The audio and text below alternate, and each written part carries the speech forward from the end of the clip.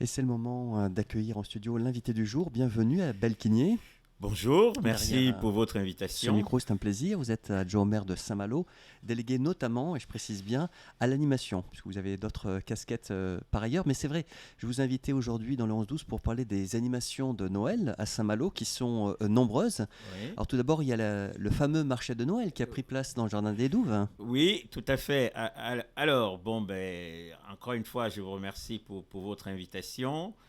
Euh, En fait, Noël doit rester Noël après l'année 2020 et 2019 qu'on a vécu.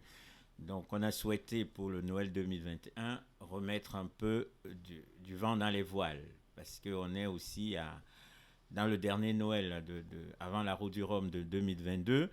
Et donc, pour la municipalité, il fallait remettre du vent dans les voiles avec effectivement le retour du marché de Noël, la patinoire éphémère, hein, mais également les fenêtres de l'avant.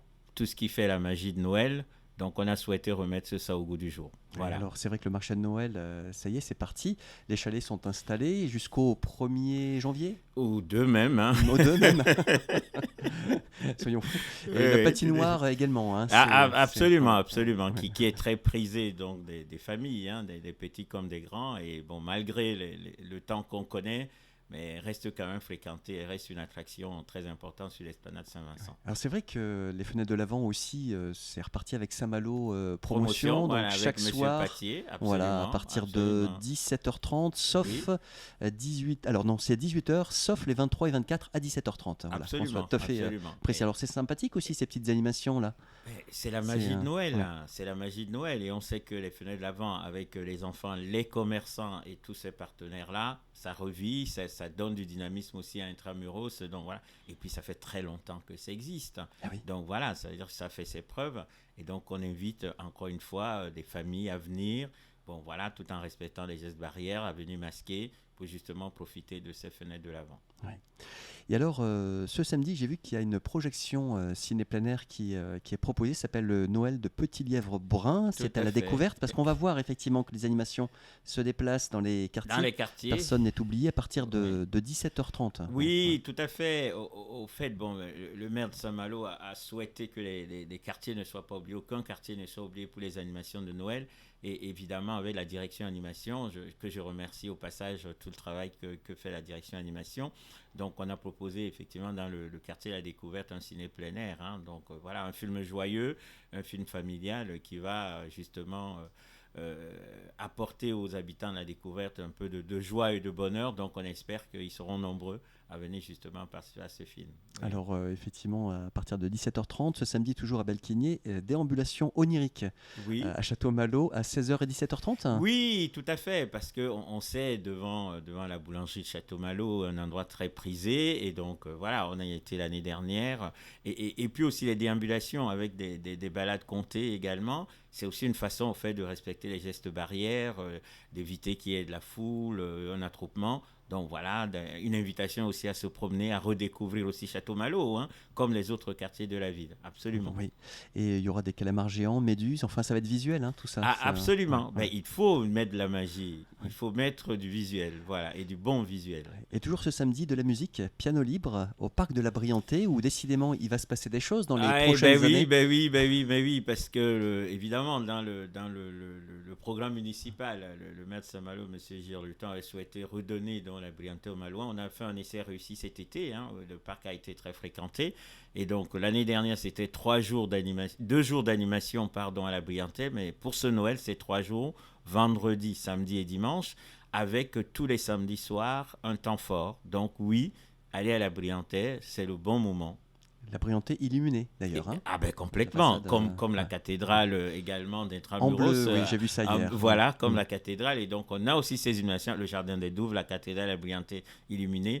Ben oui, il faut garder cette magie-là, il faut garder cette âme d'enfant et puis profiter de Noël au maximum. Voilà, donc ce sera Émeric Mailleux qui va enchanter nos oreilles ce samedi à la À la Briantais de Briantais, 17h à à 20h. 20h. Alors c'est vrai, on a parlé de mobilité avec ces animations à Belquigny à Saint-Malo. Oui. Il y aura des tours en calèche Oui, aussi tout à à Saint-Malo. fait. Oui, oui, Ouais. parce que avec notre partenaire, donc des chevaux de la mer. Donc voilà, et on l'a vu participer au village des mobilités au mois de septembre. Et donc l'idée est venue de proposer aussi aux Malouins, dans le cadre de l'encouragement à toutes les mobilités, tous ces artistes-là des arts de la rue aussi, donc de participer à l'animation de Noël. Et donc pour nous, c'était aussi important. C'est un essai cette année. On va voir comment ça va se passer, mais en tout cas, on sait que ce sera apprécié par les plus petits, les plus grands aussi d'ailleurs, pas de problème. Oui, bien sûr. Et il y a les balades de comté également, Oui, toujours dans l'idée de déambulation. absolument, absolument. Puis il y a l'imaginaire. L'imaginaire aussi, et Ouais. d'éviter qu'il y ait de l'attroupement. Donc Ouais. voilà, il faut suivre. Donc voilà, c'est tout un cheminement dans beaucoup de quartiers de la ville. Animation de Absolument. rue, on l'a dit Animation de rue, aussi. tout à fait, tout à fait. Déambulation visuelle, des Absolument, compagnies absolument. Des qui compagnies, viennent. Ouais. oui, tout à fait. Et toujours avec l'expertise de la direction animation, on a un certain nombre de compagnies qui ont vraiment cet art-là de faire partager, de faire vivre la magie. Et donc, on a choisi vraiment les meilleurs pour ce Noël 2021. Ouais. Et puis le Père Noël sillonne les quartiers à Balquigné Ah aussi. oui, Ouais. tout à fait, avec bon, de nombreux cadeaux, avec les lettres aussi au Père Noël qui nous arrivent au niveau de la direction animation. Oui, tout à fait, le Père Noël, il est présent et il est bien présent. Il y a beaucoup de courriers à dépouiller alors. Pour l'instant, oui, de ce qui nous arrive, il y en a pas mal. Donc ça prouve que les enfants sont en attente et on est ravis pour cela. Ouais. Alors entre parenthèses, j'aimerais juste faire un petit feedback, revenir en arrière. On a évoqué tout à l'heure la Briantais. Il est possible, j'ai vu, de s'y faire prendre en photo aussi. Eh ben oui, il Ouais. y a une photobox, comme Voilà, disent pour le souvenir aujourd'hui, de- pour le souvenir de la Briantais. Donc allez-y. Je vous invite d'ailleurs donc, à avoir un souvenir de la Briantais, la photobox avec le château derrière vous. Donc voilà, c'est un très bon souvenir aussi de Noël. À Balquigny, à la Grande Passerelle, donc Oui, lieu culturel s'il en est absolument, à Saint-Malo. Il y a absolument. la patrie du Père Noël. Oui. Alors c'est une immersion qui nous est proposée dans le Grand Nord aux côtés de l'explorateur Laurent Marie. Vous pouvez nous en parler un petit peu? Alors, donc ça, c'est l'aspect culturel. Oui. Donc, l'aspect culturel, donc c'est ma collègue, donc Isabelle Dupuis, au fait, qui anime cette partie-là. Mais en tout cas, on trouvera aussi Oui. les contes européens C'est qui la ont commencé. continuité, enfin il y a un lien avec Noël. Quoi. Tout C'est- à fait. ouais. Et on a aussi les contes européens qui ont Oui. commencé. Donc, on a vu plein d'enfants hier. Donc, voilà, il faut aussi y aller. Voilà. Alors on va parler aussi du volet culturel, vous l'avez dit, à la Chapelle Saint-Sauveur, parce qu'on ne peut pas passer sous silence quand même cette grande exposition hommage expositions, qu'il y aura à Dodik Jégou et Tout à fait. son Donc, univers. dès samedi, ben, évidemment, un grand hommage à Dodik Jégou, qui a beaucoup œuvré pour la culture à Saint-Malo, la poésie. Donc, voilà, c'est une poète dans l'âme. Et oui, on sera là dès samedi, effectivement, pour accompagner Dodik, pour la remercier pour tout ce qu'elle a fait. Et on sera nombreux. Oui, Voilà. jusqu'au 23 janvier. Absolument. Ouais. absolument. Dodik Jégou qui a fait venir beaucoup d'auteurs, aussi à la Maison Ben, bien internationale sûr. des poètes et des Ben, écrivains. la Ouais. maison Ouais. des poètes, le concours de la poésie. Donc voilà, c'est vraiment une personne référence en ce qui concerne la poésie, la culture au niveau de Saint-Malo. Et donc voilà, c'était aussi le moment de mettre en lumière l'immense œuvre qu'elle nous laisse justement depuis la maison des poètes et des écrivains. Tout Ouais. à fait, tout à fait. Alors c'est vrai, à Belquigné, je vous ai présenté en début d'entretien comme adjoint au maire de Saint-Malo, délégué notamment à l'animation, Oui. mais vous vous intéressez aussi avec votre autre casquette de la vie étudiante. Alors j'ai vu Oui. qu'il y avait une belle initiative avec les Oui. corsaires solidaires, Oui, tout à avec fait. une épicerie pour permettre... Ouais, une épicerie ouais. solidaire qui se développe. Alors, c'est un concept qui se développe de plus en plus dans les campus universitaires. Donc, l'idée, évidemment, avec la période Covid, c'est d'apporter encore cette solidarité entre étudiants. Donc, voilà, avec une somme très, très modique, on peut partir avec un panier bien garni. Et je pense que c'est une vraie réussite jusqu'à présent de cette épicerie-là, pilotée par ma collègue enseignante Delphine Maillet, avec son groupe d'étudiants, et qui marche bien. Et ils sont même allés plus loin en proposant un ciné-débat il n'y a pas très longtemps sur le film Douce France, avec voilà, la chargée de projet de ce film-là. Et donc voilà, oui, très, très belle initiative des étudiants accompagnés de leurs enseignantes. Oui, Alors tout vous à êtes fait. aussi délégué à la vie citoyenne, Absolument. et donc ça accompagne les jeunes aussi dans la découverte de ce qu'est la citoyenneté, d'être Absolument, acteur dans la cité. absolument. Oui, Ouais. l'idée, encore une fois, de la citoyenneté, c'est d'ouvrir les jeunes à d'autres univers. Donc, moi, je me définis comme un citoyen du monde et j'ai envie de partager ces expériences-là parce que la jeunesse, c'est notre avenir. La jeunesse, c'est le fer de lance un peu de tout. Et donc, il faut pouvoir les écouter, les accompagner parce qu'ils sont très importants et avec la période qui vient de traverser, on ne peut être qu'à côté d'eux. Oui, la citoyenneté est très importante. Voilà. Il y a le conseil municipal de jeunes des aussi. jeunes, voilà, il faut que les jeunes soient fiers de leur ville de Saint-Malo. Il faut qu'ils y soient acteurs, qu'ils participent aux projets qui sont proposés parce que la ville, c'est à eux qu'on va la laisser demain. Et donc, pour nous, c'est très important. Oui, le conseil municipal des jeunes est un des fers de lance de l'activité jeunesse. Et donc, pour les jeunes qui souhaitent participer à la vie municipale, je pense que le conseil municipal des jeunes, c'est le bon lieu dans lequel ils peuvent échanger et puis apporter leur contribution à cette vie citoyenne qu'on appelle de tous nos voeux. Oui. Alors à Belquigné, quand on se promène du côté de Paramé, on s'aperçoit qu'il y a un regroupement maintenant. Il y a l'IUT, bien sûr, que vous connaissez très bien. Tout à fait. Il y a la Providence qui nous a rejoint. Il y a la Providence qui nous a rejoint. Et ça, c'est voulu, ça, par la municipalité pour qu'il y ait ce regroupement de lieux d'enseignement, un campus complètement. En fait, Alors, c'est pas que la municipalité, vous savez, c'est la région, l'aglo qui a la compétence enseignement supérieur, qui a souhaité donc construire un campus universitaire.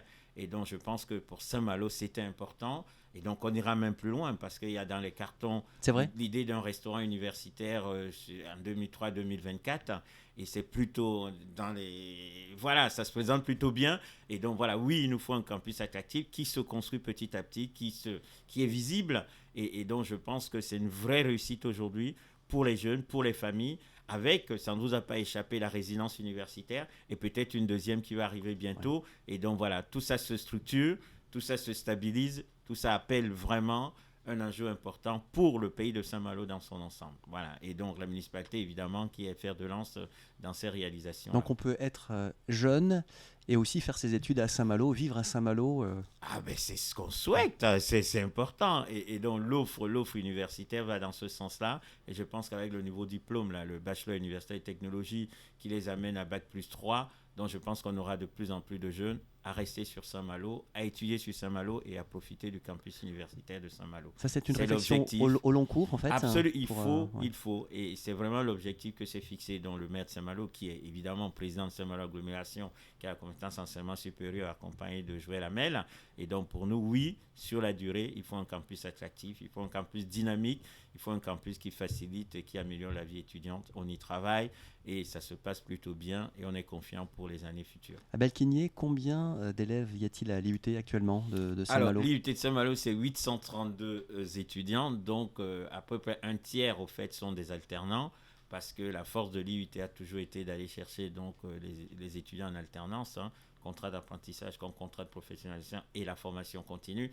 Donc voilà, on est très content de l'évolution de l'IUT de Saint-Malo et encore plus heureux de voir que les autres établissements rejoignent le campus universitaire parce que tout seul, bon voilà, on ne va pas très loin comme vous savez, mais ensemble on peut faire un bout de chemin. Donc voilà, donc, très très content, surtout du campus universitaire qui se met en place et la dynamique de l'IUT qui ne s'est pas arrêtée depuis maintenant 26 ans. Ça fait combien d'enseignants Alors l'IUT, en termes de titulaires, il y a 37 titulaires, mais ils sont complétés par 200, voire 220 professionnels, on les appelle les enseignants vacataires, mais ce sont des professionnels qui viennent nous faire partager le métier, enseigner le métier aussi, parce que la formation technologique universitaire, elle a les deux volets, c'est-à-dire le volet universitaire, mais aussi le volet professionnel. Donc on a 200 professionnels de tout métier, au fait, qui viennent accompagner la formation. Avec différents départements. Dans les 4 départements, donc GEA, gestion des entreprises et des administrations, carrière juridique, et puis génie industriel et maintenance GIM, et réseau et télécom, voilà. Et donc la journée porte ouverte, c'est le 5 mars. Je lance déjà on en reparlera. La date, on en reparlera sur les ondes de Radio Parole de Vie. Avec plaisir. Merci à Belquigné pour toutes ces précisions.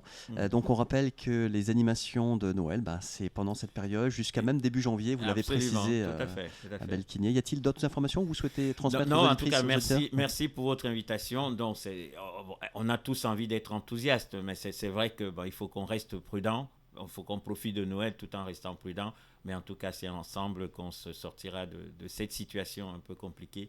mais profitez quand même de Noël. Et garder l'espoir. Et gardez De l'espoir. la magie de Noël, comme vous avez dit. Absolument. Noël doit rester Noël. Merci Abel Keigné, en Merci tant pour qu'adjoint au votre maire de invitation. Saint-Malo, d'être venu nous parler des animations de Noël et bonne fête de fin d'année À vous aussi. ainsi Merci qu'à beaucoup. vos proches. Ouais, merci à Voilà. vous. Merci encore. On poursuit sur Radio Parole de Vie avec la musique dans quelques instants. C'est Lorena McKennitt justement qui va nous interpréter In Praise of Christmas. Et puis après, je présenterai la revue de presse nationale au cœur de ce programme sur Radio Parole de Vie 100.5 MHz et interview à retrouver sur la chaîne YouTube Radio Parole de Vie Et le également en programme, podcast. si vous permettez, vous pouvez Et oui. télécharger sur le site de